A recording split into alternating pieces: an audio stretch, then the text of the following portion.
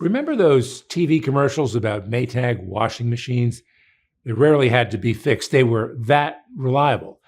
That's why the Maytag repairman was supposedly the loneliest guy in town.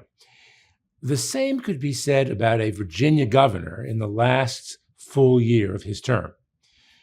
Republican Glenn Youngkin will have plenty of opportunities to keep his name in the news, his face on television, his ideas and utterances bouncing around social media. It's just that Virginia governors in that fourth and final year of their non-renewable term aren't as much looked over as overlooked. A lot of this has to do with the election of the next governor, that the campaign becomes the focus of the political class and the political press. In addition to choosing a governor, lieutenant governor, and attorney general, Virginians decide control of the House of Delegates. It's the larger of the two chambers in the General Assembly, and it's up for election every 2 years. That means candidates for the House can be helped or hurt by their party's nominee for governor. Just ask Youngkin. When he was narrowly elected in 2021, he also brought in a new Republican House majority. 2 years later, Democrats took back the House and preserved their Senate majority, and with total control of the General Assembly, Democrats sometimes go out of their way to trip up Youngkin.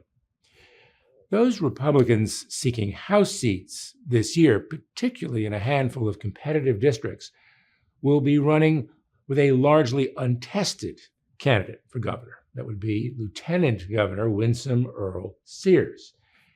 She owes her current job to Youngkin's coattails, but will she have any in 2025? If down-ticket Republicans are the least bit nervous about her chances, they will run from Earl Sears rather than run with her. But that's just horse race politics. There are also policy considerations, and that's where the Virginia Senate comes in. Senators are elected to 4-year terms. They had an election last year.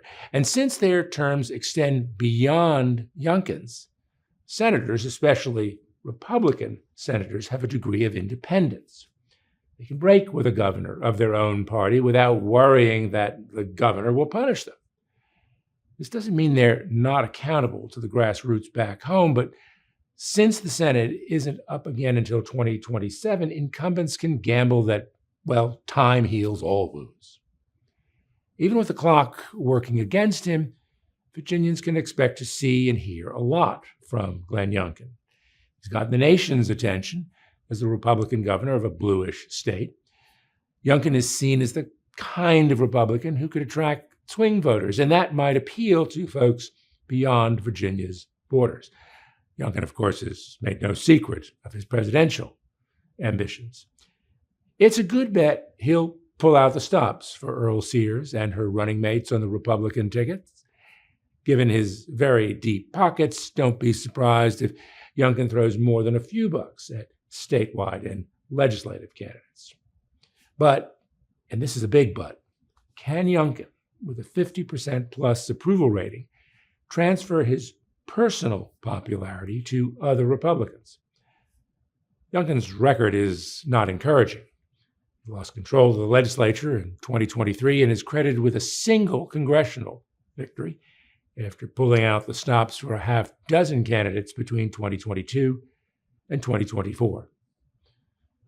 Come to think of it, Youngkin may already be feeling pretty lonely. For the Richmond Times-Dispatch, this is Jeff Shapiro.